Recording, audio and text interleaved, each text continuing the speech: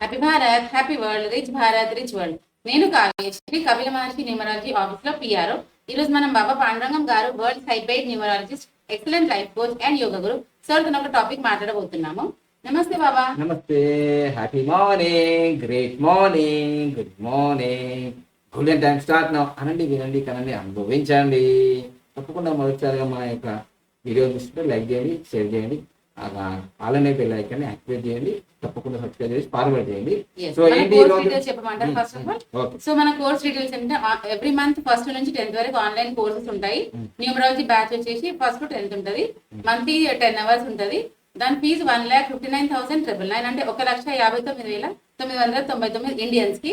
అదే ఎన్ఆర్ఐస్ కి 1,99,999 ఉంటుంది. ఇది కాకుండా money power class, money power master class, palmistry class, yoga course also available. దాని ప్రైస్ 51,999 ఉంటుంది. మీరు కనుక్కోవాలంటే ఉదయం 10 నుంచి సాయంత్రం 5 గంటల వరకు నంబర్ ఇచ్చాం కదా స్క్రీన్ పైన, ఆ నంబర్ పైన కాల్ చేయండి. 8096413456 పైన కాల్ చేయండి. 10 o'clock నుంచి 5 o'clock వరకు. దాని తర్వాత వాట్సాప్ లో మెసేజ్ సెండ్ చేయండి. తప్పకుండా మీ పిల్లలకైతే అదృష్టం పెట్టుకోవాలి. లక్కీ నేమ్ 10th క్లాస్ లో చేసుకుంటే మంచిది. లక్కీ మొబైల్ నంబర్ కూడా చాలా అవసరం మీకు. ఇవన్నీ పంచరత్నాలు. లక్కీ నేమ్ ఒకటి, lucky mobile number, lucky bank account number, lucky vehicle number, lucky marriage date, ఇవన్నిటి కోసం సంప్రదిస్తున్నారు. మీరు కూడా సంప్రదించి అదృష్టవంతులు కాదు. సో ఈ రోజు మనం టాపిక్ లోకి వెళ్దాము. మీకు డౌట్ ఏమొచ్చింది ఇప్పుడు? నాకు డౌట్ ఏమొచ్చిందంటే, ఆల్రెడీ మ్యారేజ్ జరిగిన తర్వాత కూడా పిల్లలు పుట్టలేరు. సో వేదిక న్యూమరాలజీ ప్రకారం మరి ఎందుకు అట్లా రహస్యము? ఆల్రెడీ తనకు పిల్లలు పుట్టలేదు కాబట్టి ఫస్ట్ మ్యారేజ్ చేసుకున్నాడు, మళ్ళీ సెకండ్ మ్యారేజ్ కూడా అయింది, థర్డ్ మ్యారేజ్ కూడా చేసుకుంటున్నారు. సో ఒకసారి ఆ వీడియో కూడా చూద్దాము. దాని గురించి సర్చ్ చేసి యూట్యూబ్ లో సర్చ్ చేసి మనం చూద్దాం. దాన్ని ఈ వీడియోలో ఒకసారి చూడండి, సర్చ్ చేయండి. సో విందాం న్యూస్ ఏమొచ్చిందో ఒకసారి మనము. సో అల్లూరు జిల్లాలో విచిత్ర ఘటన చోటు చేసుకుంది. తమ భర్తను దగ్గరుండి మూడో పెళ్లి చేశారు ఇద్దరు భార్యలు. అల్లూరు జిల్లా పెద్దబైలు మండలంలో ఈ ఘటన చోటు చేసుకుంది. పండన్న అనే వ్యక్తికి పార్వతమ్మతో మొదటి వివాహం జరిగింది. వారికి సంతానం లేకపోవడంతో అప్పలమ్మను రెండో వివాహం చేస్తున్నాడు.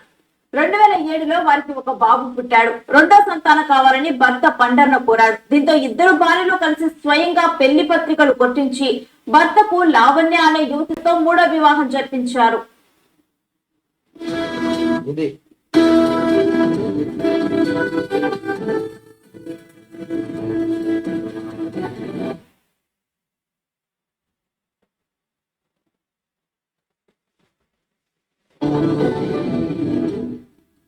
అల్లూరు జిల్లాలో విచిత్ర ఘటన ఒకటి చోటు చేసుకుంది. తమ భర్తకు దగ్గరుండి వారి మూడో పెళ్లి చేశారు ఇద్దరు భార్యలు. అల్లూరు జిల్లా పెద్దబైలు మండలంలో ఈ ఘటన జరిగింది. పండన్న అనే వ్యక్తికి పార్వతమ్మతో మొదటి వివాహం జరిగింది. వారికి సంతానం లేకపోవడంతో అప్పలమ్మను రెండో వివాహం చేసుకున్నాడు. అయితే 2007లో వారికి ఒక బాబు పుట్టాడు. రెండో సంతానం కావాలని భర్త పన్నన్న కోరాడు. దీంతో ఇద్దరు భార్యలు కలిసి స్వయంగా పెళ్లి పత్రికలు కొట్టించి భర్తకు లావణ్య అనే యువతితో మూడో వివాహం జరిపించారు.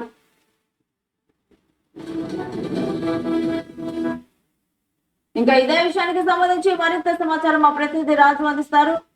రాజు, అల్లూరు జిల్లాలో జరిగిన ఈ ఘటన గురించి అసలు డీటెయిల్స్ ఏంటి?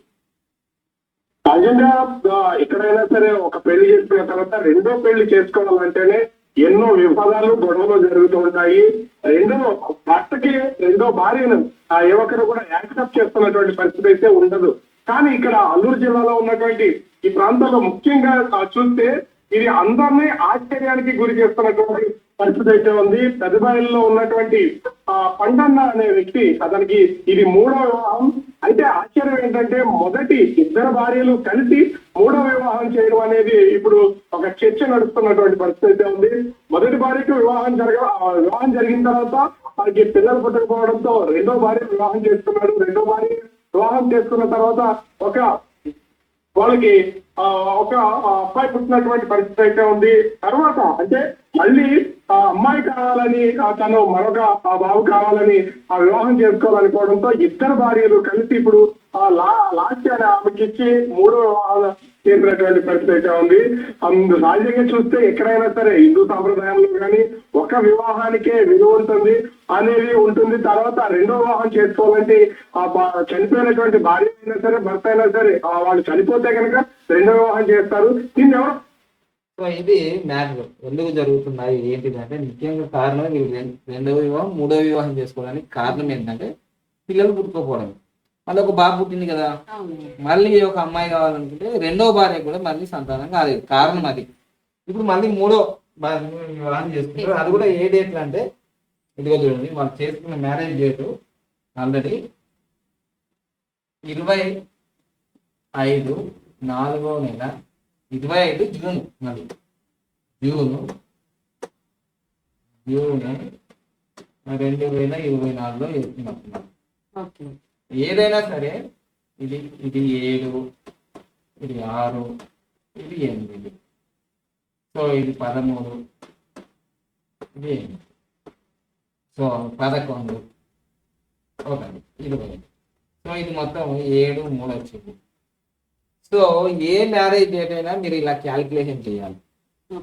క్యాలిక్యులేషన్ చేస్తే ఇప్పుడు ఇక్కడ నేను చెప్పబోయేది ఏంటంటే ఏవేవి డేంజర్ మ్యారేజ్ డేట్ అని చెప్పబోతున్నాను.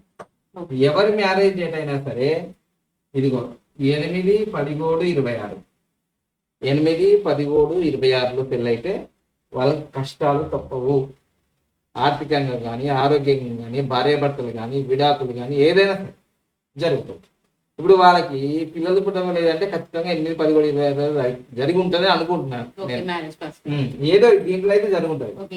లేదు దీంట్లో కాకపోతే 4, 13, 22, 31 ఇది కూడా మంచిది కాదు.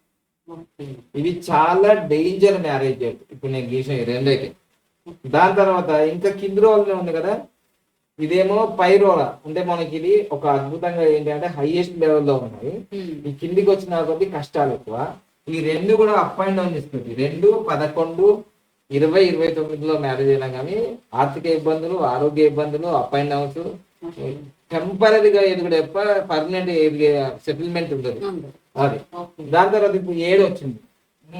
ఈ 7 కూడా మ్యారేజ్ కి మంచి డేట్. 7, 16, 25 ఇట్లా చాలా మంది మ్యారేజ్ అని వాటికి ఎగ్జాంపుల్ కూడా ఒక్కొక్క వీడియో చేస్తారు ఫ్యూచర్ లో. తర్వాత ఇక 6 కూడా మంచిది కాదు. 6, 17, 24 5 కూడా అస్సలే మంచిది కాదు. 5, 14, 20 ఇప్పుడు పిల్లలు పుట్టలేరు అంటే ఖచ్చితంగా వాళ్ళ పెళ్ళిళ్ళు ఖచ్చితంగా మనకు 5, 14, 23వ తారీఖులో పెళ్లిళ్ళైనప్పుడు పిల్లలు పుడతారు. ఒకవేళ పుడితే 2 అమ్మాయిలే పుడతారు, లేదంటే పుట్టిన వాళ్ళలో దివ్యాంగులై ఉంటారు, లేదా అకస్మాత్తుగా చనిపోయే అవకాశం ఉంది. ఇక 14వ తారీఖు పెళ్లి అయితే భార్యాభర్తల మధ్య గొడవలు విపరీతంగా అవుతాయి. దీనికి ఎగ్జాంపుల్ మీకు ఆల్రెడీ రామ్ చరణ్ గారిది జూన్ 14, 2012లో జరిగింది. 11 సంవత్సరాల తర్వాత పాప పుట్టింది, చూసారా. సో తర్వాత మన కేఏ పాల్ బోయింగ్ విమానాన్ని ఆయన ఫస్ట్ టైం ప్రపంచంలోనే ఆయనకే ఉంది. అమెరికా అధ్యక్షుడికి ఉండాలి కానీ ఫస్ట్ ఆయనకే ఉంది. సో ఆయనకు కూడా జూన్ 14వ తారీఖు కేసులు ఎదుర్కొన్నాడు. తర్వాత 5, 14, 23 తారీఖులో పెళ్లిళ్ళు జరుగుతాయి. ఏం జరుగుతుంది అంటే ఫైనాన్షియల్ క్రైసిస్ వస్తుంది, ఆర్థిక ఇబ్బందులు పడతాయి, అప్పుల పాలవుతారు లక్షల కోట్లలో. ఇవి ఎన్నో కేసులు ఉన్నాయి మా దగ్గర. అదేవిధంగా ఇక 9వ తారీఖు ఎప్పుడైతే పెళ్లి అవుతుందో 9వ తారీఖులో అయిన వాళ్ళకి కానీ 18లో కానీ తర్వాత 25లో అయిన వాళ్ళు వీళ్ళకి కూడా మంచిగా ఉంటుంది. ఎందుకంటే వైఎస్ రాజశేఖర రెడ్డి గారికి 9వ తారీఖు ఏమైందో మీకు తెలుసు. ఇక 3వ తారీఖు కూడా మంచిది కాదు. నాకు కూడా 3వ తారీఖు అయింది, జూన్ 3, 2007లో జరిగింది. సో ఆర్థికంగా ఆరోగ్యంగా కారు ఇల్లు అనుకో 2 మీద అవ్వడం. సో అమితాబ్ బచ్చన్ గారి కూడా 3వ తారీఖు అయింది, జూన్ 3వ తారీఖు 1978లో ఇప్పుడు జరిగింది. సో ఆయన కూడా 400 కోట్ల అప్పుల్లోకి వెళ్ళిపోయినాడు. 2-3 సార్లు సూసైడ్ అటెంప్ట్ చేసుకున్నాడు. తర్వాత ఇక మిగిలింది ఒక్కటే మీకు 1. ఈ 1లో ఎప్పుడైతే మనం చేసుకుంటామో 1, 10, 19 ఈ డేట్లలో ఎవరైతే పెళ్లి చేసుకుంటారో చాలా అద్భుతాలు జరుగుతాయి వాళ్ళ జీవితంలో. రాబోయే రోజులలో మీకు ఇంకా వివరంగా చెప్పడానికి ప్రయత్నం చేస్తా. ఎందుకంటే ఈ 1, 10, 19 అనేది మళ్ళీ మొత్తం కూడామనుకోండి 1, 10, 19 అనేది మళ్ళీ ఒకటే రావాలి. ఇప్పుడు చూడండి, ఈ సంవత్సరం అక్టోబరు 10వ తారీఖు 2024. సో ఇది మొత్తం కూడితే చూడండి, ఇది 8, ఇది 1, ఇది 1 మొత్తం కూడితే 10. సో ఇక్కడ ఉన్న ఏవైనా సరే మొత్తం కూడితే మళ్ళీ ఒకటే వస్తే 1 పడుకోవడం అంటారు దీన్ని. సో అప్పుడు వాళ్ళ లైఫ్ చాలా సక్సెస్ ఉంటుంది. దీంట్లో మళ్ళీ ఒకటొచ్చి దీంట్లో ఏ నెంబర్ వచ్చినా కానీ అంత సక్సెస్ కావు. అందుకోసమే వివాహం జరిగిన తర్వాత ఈ మధ్య కాలంలో చాలా మంది విడాకులు ఎందుకు తీసుకుంటారంటే వాళ్ళ జీవితంలో మ్యారేజ్ రేట్ బాగలేకపోవడం వల్ల. ఎంతో టాప్ లెవెల్లో ఉన్న వాళ్ళు డాక్టర్లు, యాక్టర్లు, ఇంజనీర్లు, సీఎంలు, పిఎంలు, ఇంకా మోటివేషన్ రేట్ ఎవరైనా సరే నంబర్లో మ్యారేజ్ డేట్ నెగిటివ్ ఉంటే వాళ్ళ లైఫ్ అంతా కొలాప్స్ అయిపోతుంది. మ్యారేజ్ డేట్ మంచిగా ఉన్న వాళ్ళకి ఈ తేదీలో పెళ్లి రోడ్డుపతిని కరోడుపతిని చేస్తుంది. మ్యారేజ్ ఈ తేదీలో పెళ్లి జీవితాంతం లొల్లి. ఆ మ్యారేజ్ డేట్ మంచిగా లేనప్పుడు రోడ్డుపతిని చేస్తుంది. సో ఇది తెలుసుకొని తప్పకుండా ఈ సంవత్సరం best marriage for excellent life మనం చేస్తున్నాము. అక్టోబర్ నెలలో ఆల్రెడీ కొందరు రిజిస్ట్రేషన్ చేస్తున్నారు. ఆల్రెడీ ఇప్పుడు కన్సెషన్ ప్రైజులు ఏమి లేవు. మీరు ఒకవేళ నెక్స్ట్ ఇయర్ సెప్టెంబర్ 1 కానీ 10-11 చేసుకోవాలనుకుంటే 51,999 రిజిస్ట్రేషన్ చేసుకోవాలి మన భారత వాళ్ళకి. ఇంకా ఫారిన్ కంట్రీ వాళ్ళకి వాట్సాప్ ద్వారా కానీ మీరు మొబైల్ ద్వారా కానీ ఎంక్వైరీ చేసి మీరు అడ్మిషన్ కావచ్చు, మీరు రిజిస్ట్రేషన్ చేసుకోవచ్చు. ఈ సంవత్సరం వాళ్ళకైతే 1,59,999 ఉంది గురుదక్షిణ. ఇది రిఫండేబుల్ కాదు, నో గ్యారంటీ, నో వ్యారంటీ. ఎందుకంటే నమ్మకమే, నమ్మితే సొమ్ము, నమ్మితే అద్భుతాలు చేస్తారు, నమ్మకపోతే అద్భుతాలు చూడండి మీ జీవితంలో. ఇంకా చేసేది ఏమి ఉండదు.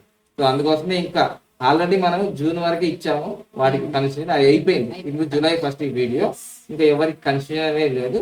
ఎందుకంటే ఈ best marriage for excellent life నేను ఒక 100 మంది చేసిన తర్వాత నాకు అన్ని రూపాయల నుంచి డబ్బు వస్తుంది. కానీ ఈ బెస్ట్ మ్యారేజ్ చేయడం వల్ల నాకు హెల్త్ ప్రాబ్లమ్స్ కూడా వచ్చినాయి అన్నమాట.